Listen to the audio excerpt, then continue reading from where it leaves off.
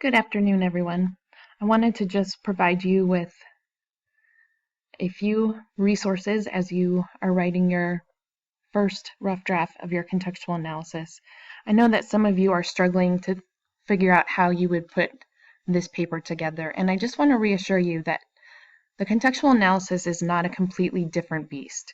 You're really writing a paper much like the ones that you've written before, only you're focusing on making a new kind of meaning or telling us why this particular idea or question is significant by putting it into a different context. So there are examples in journals and newspapers and things that you read all the time.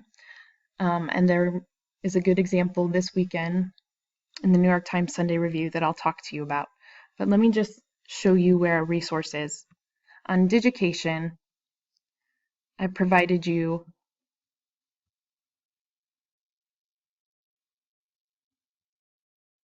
with some suggestions as to how you might represent the stakeholders and their claims, and also how you might organize your rough draft. So when you go into the portfolio, go under resources, and then you'll see on that very first one, right above the picture of my dog, possible model for contextual analysis. Okay. We can certainly talk through this tomorrow in class some more, but I've given you some ideas about how to approach it. So big ideas to consider: analysis and critical thinking, critical reading. Then your title, which should give us some indication of what it is that your paper will be arguing or covering. An introduction. The introduction should put the reader into the context of your issue. Some ideas. Consider starting with a story from the New York Times, a personal anecdote, or a scene, real or fictitious. Then, consider putting in some version of your inquiry question into your introduction. You don't have to give it verbatim. You don't have to give your wolf sentence verbatim, but I think it's a good idea to think of those as resources that will set up the reader for what it is you're going to do in your paper. Part 4, your body sections. Identify the stakeholders, the audience. Why do they hold their viewpoint? What do they have to gain or lose? And what evidence do you have to support their positions? Okay, so those are going to be citations. And remember, you're working to synthesize.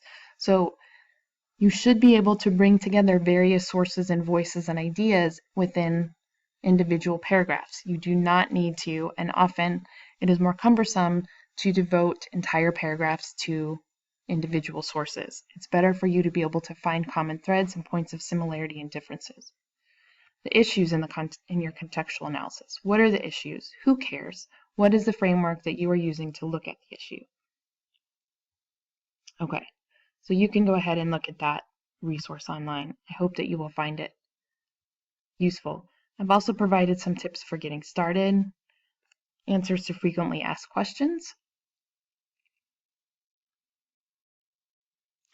and then let me just show you two last things. Okay, examples of contextual analysis. So there is the wolf conversation in here, but I've also provided you with an article from the New York Review of Books talking about the idea of a unified Black voice, Black identity, and then how people who created the 9/11 memorial misused a quotation from Virgil. So in that pretty brief New York Times article, the writer says that if you look at the original context of the quote, really wasn't intended to be used the way in which 9/11 memorial, the creators of the 9/11 memorial, used it. So they go back and they look at the original context, a textual context, and say this is how it was functioning in Virgil's work, and this is how it's functioning today. So again, there's no attempt to persuade anybody to totally scrap the memorial or remove the quotation or provide some kind of explanation that would be housed next to the memorial, but really the focus is on giving readers an idea of how Virgil had originally intended readers to understand the quotation. Okay. Lastly, if you're still struggling with the idea of a contextual analysis, look at this week's Sunday Review. You'll see that there's an article by Moises Velázquez-Manoff. It's entitled Microbes, a Love Story. It has, I think, an arresting visual image. And you can read this yourself, but notice how Velázquez-Manoff frames the discussion. This Valentine's Day, as you bask in the beauty of your beloved, don't just thank his or her genes and your good fortune, thank microbes. Okay, so there isn't a wolf sentence exactly in this article, but Velázquez-Manoff does essentially say by the end of the article, every microbe therefore is more than just a microbe.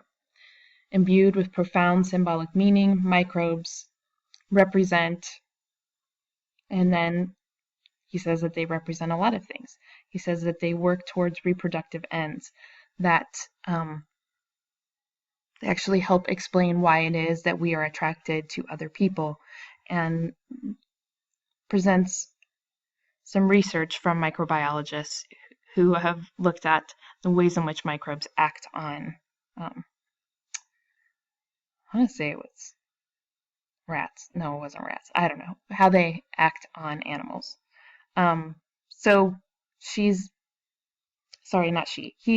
working with the idea of what's the purpose of microbes. And okay, so one answer, of course, is that they are often used, they often have a negative connotation. So often they're used to explain how people get viruses. But in this case, the writer says, well, they actually explain a host of other different things about us as well. So, if you have questions, feel free to email me, but I'm hoping that some of these resources will be helpful to you.